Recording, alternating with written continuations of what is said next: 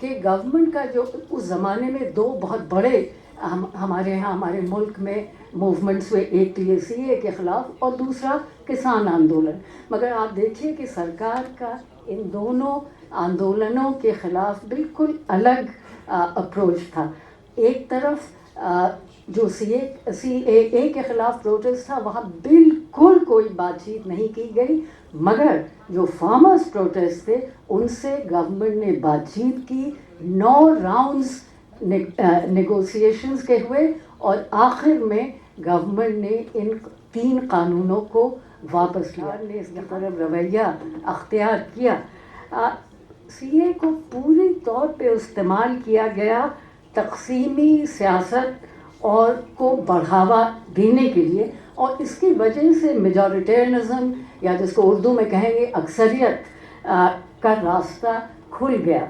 بہت بہت شکریہ خاص طور پہ ہرشمندر صاحب کا کہ انہوں نے موقع دیا اس بہت ہی ایک اہم ڈسکشن یا میٹنگ میں شامل ہونے کا. بہت زیادہ کچھ کہنے کو ہے نہیں، اس لیے کہ ہم نے پچھلے 3-4 گھنٹوں میں بہت سی باتیں سنی، اور ہم سے جو ہرشمندر صاحب نے کہا کہ پولیٹیکل پروسیس کے فیلئر کے بارے میں بات کریں، اس کی بھی ہم لوگوں کے سامنے باتیں سامنے آئی ہیں. خاص طور پہ دیو مکھرجی صاحب نے، گوپال پلے صاحب نے، اور پھر ابھی سلمان خورشید صاحب نے بھی کہا. مگر یہ معاملہ اتنا اہم ہے کہ میرے خیال میں اگر کچھ باتیں دہرائی بھی جائیں ان کا کہنا ضروری ہے. اب یہ جو دسمبر 2019 میں جو یہ سی اے قانون پاس ہوا، یہ بالکل ایک ڈسکرمنیٹری، اور جیسا ابھی نوشرن صاحبہ نے کہا، یہ ایک فرق اور تعصب کی بنیاد پہ یہ بنا تھا، اور اس کے خلاف بہت بڑی تحریک ہوئی. میرے خیال میں ہندوستان کی آزادی کے بعد یہ جو سی اے کے خلاف جو تحریک ہوئی وہ میرے خیال میں بہت ہی بڑی تحریکوں میں اس کا شامل ہوگا. اور جہاں تک مسلم میس موبلائزیشن کا تعلق ہے، یہ شاید پہلی بار ایک ایسا مسلم میس موبلائزیشن ہوا. ہم سمجھتے ہیں سن 32 کے بعد جب 1932 میں سول سوسائٹی 1930s میں اینٹی کلونیل موومنٹ کے زمانے میں جو مسلم میس کانٹیکٹ کیمپین ہوا تھا، اسی طرح کا یہ کیمپین تھا جو کہ مسلم پرسنل لاء کے بارے میں نہیں تھا یا آئیڈینٹی ایشوز پہ نہیں تھا، بلکہ سٹیزن شپ کے معاملے میں تھا. اور اس کی یہی خاصیت ہے، اور اسی وجہ سے یہ ایک بہت ہی ہماری تاریخ میں، ہماری ڈیموکریسی میں، ہماری جمہوریت میں اس کی بہت اہمیت ہے. دوسری بات اس میں عورتوں کی جو شرکت تھی، جس کا آج بہت زیادہ ذکر نہیں ہوا ہے، مگر جب یہ کیمپین چل رہا تھا تو اس وقت ہم سب لوگوں نے دیکھا کہ عورتوں کی شرکت کتنی تھی، اور اس کی وجہ سے بھی یہ ایک بہت ہی ایک بالکل الگ طریقے کا یہ موومنٹ یا تحریک تھی. مگر افسوس کی بات یہ ہے کہ ان سب خوبیوں کے باوجود سیاست نے اس کو فیل کیا، اور سیاسی عمل کی ناکامی اور ناکامیابی کی میرے خیال میں بہت سی خصوصیات ہیں، مگر ہم بہت بریفلی 4 خصوصیات پہ آپ کی نظر آپ اس پہ بولنے کی کوشش کریں گے. سب سے پہلا جس کا ذکر ہو چکا ہے وہ یہ کہ ایک جو فنڈامنٹل فیلئر تھا پولیٹیکل پروسیس کا، وہ یہ کہ یہ سی اے لایا گیا بغیر کسی براڈ بیسڈ کنسلٹیشن کے. عام طور پہ ہمارے ہاں جو بھی اس طرح کے لیجسلیشنز آتے ہیں تو ان پہ پہلے ہی بہت وہ ہوتا ہے، اور اگر جب ایک بار انٹروڈیوس بھی ہو گیا پارلیمنٹ میں تو ایک بہت ایکسٹینسو کنسلٹیشنز ہوتے ہیں.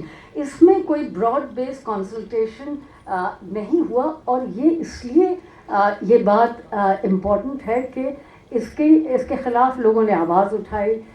سول سوسائٹی نے، پولیٹیکل پارٹیز نے، ایکیڈیمکس نے، یونیورسٹیز نے، طالب علموں نے اتنی اس کے خلاف آواز اٹھائی، اس کے باوجود بھی کوئی خاص کنسلٹیشن نہیں ہوا. دوسری بات یہ کہ یہ پارلیمنٹری اسٹینڈنگ کمیٹی میں ضرور گیا، مگر شاید آپ لوگ اس بات سے واقف ہوں کہ پارلیمنٹری اسٹینڈنگ کمیٹی میں ظاہر ہے اپوزیشن پارٹیز کے جو ممبرس تھے وہ تو آؤٹ نمبر تھے، مگر اس کے باوجود اگر آپ اس کی پروسیڈنگس کو دیکھیں تو اپوزیشن پارٹیز کے ممبرس نے ڈسینٹنگ نوٹس لکھے جن کو بالکل نظر انداز کیا گیا.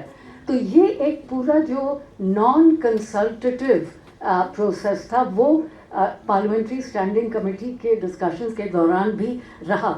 تو اس میں جو بات جو بہت ہی تعجب کی ہے وہ یہ کہ اتنا آپ ایک اتنا اہم اور ایک فنڈامنٹل آپ بریک کر رہے ہیں آپ کے جو سٹیزن شپ کی بیسس ہے اس سے آپ ایک بالکل ایک پروفاؤنڈ اور فنڈامنٹل بریک کر رہے ہیں. اس کے باوجود اور اس کے خلاف اتنی آواز اٹھی کہ یہ اتنا ڈسکرمنیٹری ہے، پھر بھی گورنمنٹ نے یہ مناسب نہیں سمجھا کہ وہ لوگوں کو کہ کوئی بھی جو اسٹیک ہولڈرز ہیں ان سے کوئی کنسلٹیشن ہو. اور جس نے ایک طرح سے بالکل صحیح طور پہ اس بات کو ری انفورس کیا کہ یہ جو لا ہے یہ بغیر ڈیو پروسیس کے لایا گیا ہے. بلکہ گورنمنٹ نے جو پورا اپروچ اڈاپٹ کیا وہ تو بالکل دباؤ والا اور ریپریسو تھا. اور انہوں نے بالکل جیسا میں نے کہا انہوں نے اور اس میں ایک انٹرسٹنگ چیز ہے، حالانکہ یہ مجھے کہتے ہوئے تھوڑا سا تأمل ہو رہا ہے کہ گورنمنٹ کا جو اس زمانے میں دو بہت بڑے ہمارے یہاں ہمارے ملک میں موومنٹس ہوئے، ایک ٹی اے سی اے کے خلاف اور دوسرا کسان آندولن. مگر آپ دیکھیے کہ سرکار کا ان دونوں آندولنوں کے خلاف بالکل الگ اپروچ تھا. ایک طرف جو سی اے کے خلاف پروٹیسٹ تھا وہاں بالکل کوئی بات چیت نہیں کی گئی، مگر جو فارمرز پروٹیسٹ تھے ان سے گورنمنٹ نے بات چیت کی. 9 راؤنڈز نیگوسیشنز کے ہوئے اور آخر میں گورنمنٹ نے ان 3 قانونوں کو واپس لیا. یہاں تو واپس لینے کا تو خیر کوئی سوال ہی نہیں تھا، مگر بات چیت بھی نہیں کی. اور اس کے باوجود کہ یہ جو تحریک تھی اس میں عورتیں سب سے سامنے تھیں، وہ پیش تھیں. دوسرا اس کا جو بہت امپورٹنٹ پہلو ہے جس کی طرف لوگوں نے اشارہ کیا وہ کہ اپوزیشن پارٹیز جو تھیں، جو نان بی جے پی کی جو اپوزیشن پارٹیز ہیں، ان کا بھی ایک بہت ایمبیولنٹ سا ایٹیٹیوڈ تھا. انہوں نے بھی 2 جذبات کا سامنا کیا. بہت سی اپوزیشن پارٹیز ہیں، مثلاً کانگریس، ڈی ایم کے، لیفٹ پارٹیز خاص طور پہ ٹی ایم سی، انہوں نے تو اس کا ورودھ کیا. مگر بہت سی نان بی جے پی اپوزیشن پارٹیز ایسی تھیں جنہوں نے اس پہ خاموش رہیں، اور کچھ ایسی تھیں مثلاً عام آدمی پارٹی جنہوں نے اس کی حمایت کی. اور جب اس کے خلاف احتجاج ہوا تو انہوں نے اس پوری تحریک سے ایک دوری بنائی. تو ایک طرح سے ہم لوگ یہ کہہ سکتے ہیں کہ over all opposition failed to provide a cohesive and constructive platform to address the grievances on this particular issue. تو یہ بیسکلی ایک نان پارٹی کیمپین تھا اور اس میں کوئی پولیٹیکل میڈیشن نہیں ہو پایا لوگوں، سٹیزنز اور سرکار کے بیچ میں. اور میرے خیال میں یہ جو ایبسنس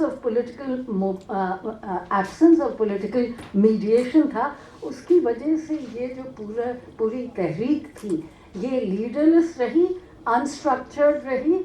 اور اس میں جو لوگ اس میں شامل تھے اور ہم لوگوں نے جو آج سنا وہ بہت ہی ایک طرح سے ولنریبل تھے کہ جس طرح سے ان کو گورنمنٹ نے ڈیل کیا.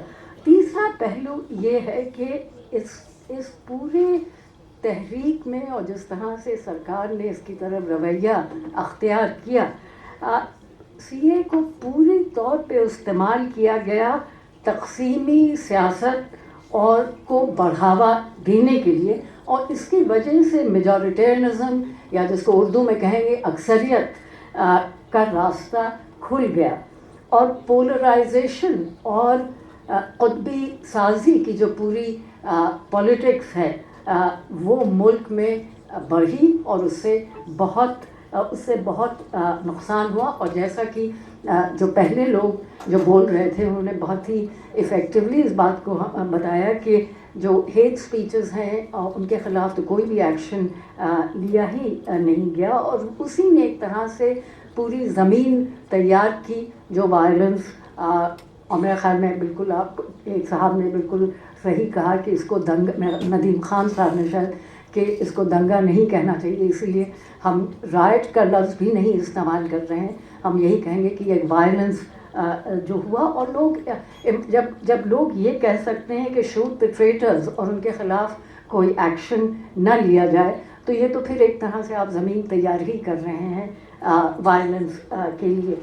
تو اس مطلب اختلاف کی سیاست اور تقسیم کی جو سیاست ہے وہ اس قسم کے بیانوں سے بڑھی.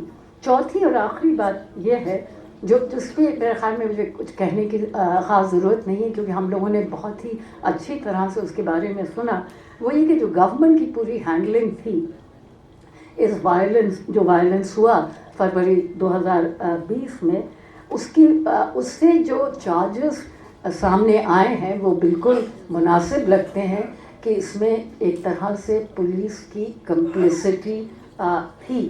اور اس پہ گوپال پلے صاحب نے اور دیو مکھرجی صاحب نے جو اس کمیٹی میں سٹیزنز کمیٹی میں شامل تھے انہوں نے یہ بات بتائی کہ جو لا انفورسمنٹ ایجنسیز ہیں ان کا یا تو کوئی رسپانس نہیں تھا اور یا بہت ہی ڈیلیڈ رسپانس تھا, جبکہ ملٹیپل سائنس تھے کہ ٹینشن ہے شہر میں اور اس کی وجہ سے اس طرح کے حالات وائلنس کے حالات پیدا ہو سکتے ہیں. اس کے باوجود دلی پولیس نے کوئی ڈسائسو ایکشن نہیں لیا.